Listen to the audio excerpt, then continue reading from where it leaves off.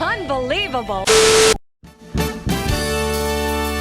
It's no secret that the MCU is doing really well for itself, with over 22 films in their catalog, and apparently no sign of stopping, with films like Black Widow, The Eternals all making their way into theaters right now.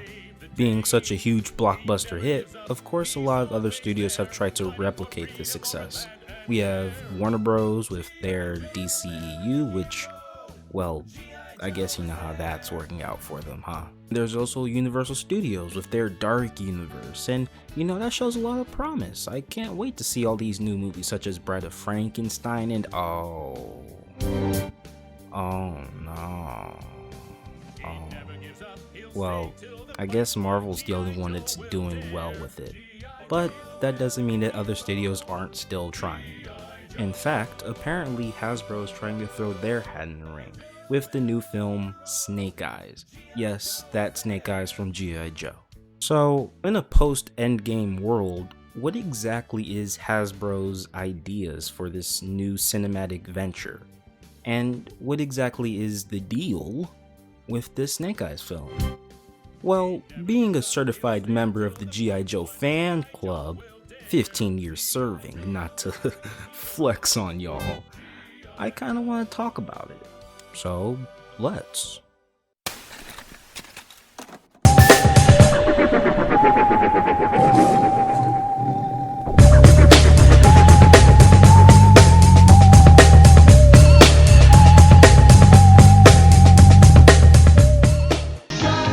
Mid-Nyte.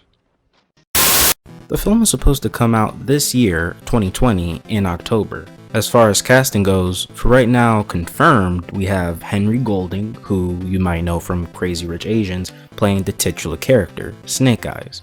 No, it's not going to be played by Ray Park from the original films. We also have Andrew Koji, who is supposed to be playing Snake Eyes' iconic villain, Storm Shadow. You might know Koji from, Police Officer Extra from Blue Bloods? Yeah, that episode. Some of the more interesting casting choices is that, according to IMDb, some of the characters that are going to be appearing are Hardmaster, who, if you follow G.I. Joe canon, is the sensei and also father figure for Storm Shadow and Snake Eyes. There's also the Blind Master, who originally has never actually appeared in any G.I. Joe media, only a quick name drop from the G.I. Joe movie from 1987. He did, however, make one appearance in the G.I. Joe film Retaliation, played by none other than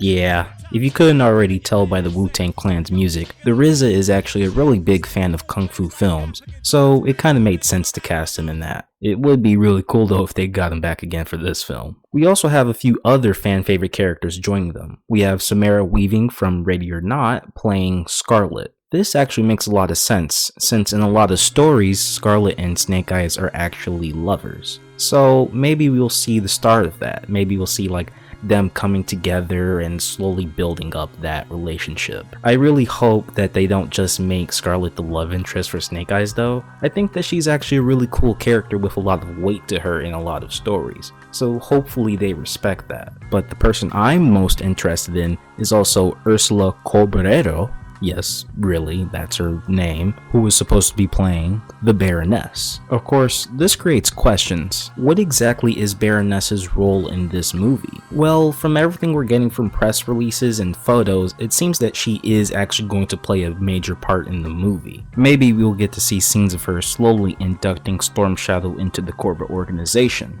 eventually building up to another G.I. Joe film. But that's just my theory.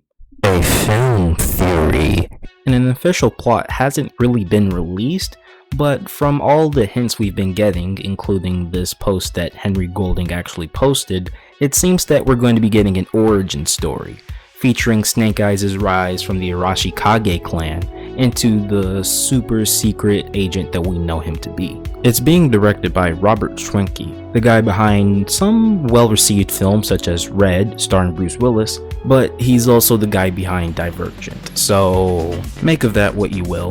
The film is set and apparently has been primarily filmed in Japan in order to get a more authentic feel to the film and to get closer to the origins of Snake Eyes from the comics and cartoon, which sounds pretty cool. So how do I, a big fan of G.I. Joe and all of its incarnations, feel about this? I'm happy. It's been a while since we've gotten any actual G.I. Joe content, so I'm happy that Hasbro is finally giving G.I. Joes the time of day and trying to actually do something with them instead of just letting them sit alone in the closet collecting dust with Rubik, the magic Rubik's Cube. But on the other hand, I'm also really worried about this movie. One of the most worrying aspects is the race change for Snake Eyes. Usually in most continuities, Snake Eyes is supposed to be a Caucasian man, but in this film, they're going to change Snake Eyes into an Asian American person. Usually, I'm not against race changes, I think that they're fine. In fact, I am actually completely fine with the race change for Commissioner Gordon for the upcoming Batman film. However, when it comes to racial changes in media, I feel that it's very important to remember the context for that race. For example, in G.I. Joe, one of the main driving conflicts for Snake Eyes is that he is a gaijin, a white foreigner who is, at his core, an outsider from everyone else. His skin color serves to only further isolate him. I mean, heck, I think that making Snake Eyes black would have still been in line with his character, and the struggles he has to endure while being raised in the Arashikage clan. But at least Henry Golding understands the character, right? After all, in an interview he said, Snake Eyes was always seen as a weapon, as almost an inanimate object. Which, yeah, that's totally Snake Eyes' character. He's totally always been seen as just a weapon and nothing more to the G.I. Joe team. He's lowering a radioactive shield! Get out of there, Snake! There was no time for him to get out. He knew that when he brought it down to save us. There's nothing we can do for him. And we can't get at the crystals either. Hey! Look at there! A way out! It must have opened automatically when Snake Eyes lowered the shield. Come on! We'll never forget you. For what you've done, Snake Eyes. We owe you our lives.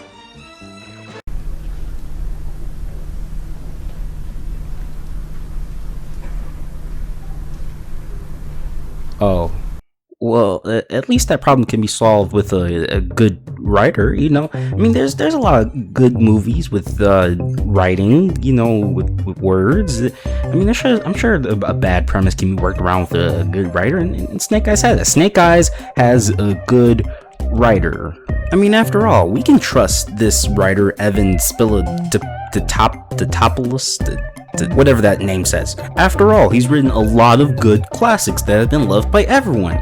He's written great films such as The Jungle Book 2, The Lion King 3, Cinderella 3, A Twist in Time, Pooh's Heffalump Adventure movie, Tarzan 2, The Little Mermaid 2, Ariel's Beginning, Hercules, Beauty and the Beast 2017, Bright 2. Fairy lives don't matter today.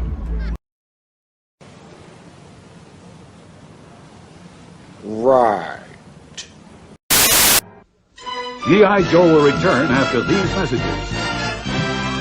Ninja Force! The Joes lose again, Scarlet! You're the one that just rolled Snake Eyes.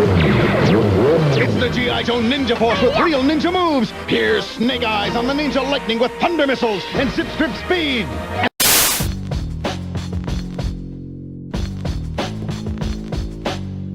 I want to be hopeful. I want to be open-minded.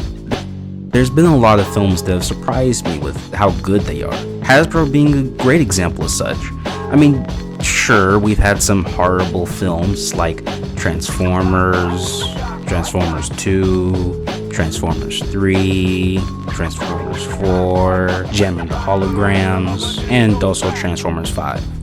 But Hasbro has also made some great stellar films like Travis Knight's Bumblebee and My Little Pony Friendship is Magic. So maybe Snake Eyes will be good. Hopefully. Possibly. Surely. Oh god, this is gonna suck, isn't it? But what is after Snake Eyes?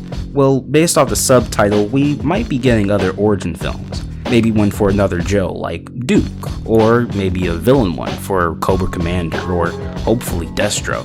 Either way, I really can't see these going on for too long, for two reasons. For one, the G.I. Joes were never meant to be apart. They were all largely written to play off each other with their dynamic personalities, not to be alone. Hey, bacteria brain! Come down and let's discuss your future as a mental patient. Oh, come on, Duke. Where's your spirit of adventure? Give a teammate a hand. I missed you, Duke. You certainly did. By that much. I mean, sure, I like the character of Rock and Roll, but I really like him when he's bantering with Flash or Scarlet. But also, there's the fact that I don't think anyone wants a movie for the fridge. But hopefully this will all lead to a new G.I. Joe film. Based on news reports, it does seem that Hasbro wants to try to make their own cinematic universe by finally getting Mask, Transformers, Warriors of Light Year, or whatever that show was called, and also the G.I. Joes all on the big screen all together. And also with Rainbow Dash. I personally do have some ideas on what I'd like to see if Hasbro did get to the point where they could do an Infinity War type crossover film. But really, all I want from this film, this Snake Eyes film, these G.I. Joe films, and this Hasbro cinematic universe, I want it to be different. Don't try to be like the MCU. Don't try to be like these other studio films. I want something genuine, something unique, something that actually tries to capture not only the spirit of the comic, but also tries to bring in new audiences. That's one of the main problems I've been having with the MCU. In an attempt to be very marketable, they've sacrificed all the spirits of their characters, and instead have created weird, mutated, mushy versions of them. Look no further than Tom Holland's Spider-Man. That's something I don't want to see happen to G.I. Joe. G.I. Joe is already in a bad spot with the pop culture zeitgeist. I don't need another film that makes people think that G.I. Joe is just some stupid toy line for kids. It's a lot more than that.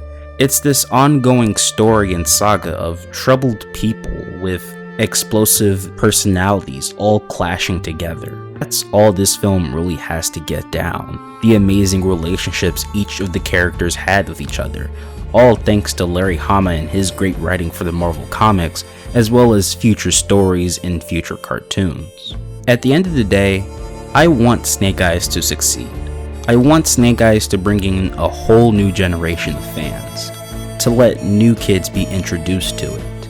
And whether it's good or bad, hopefully it can at least do that. I'm Dr. Mid-Nyte, and now you know about the Snake Eyes film.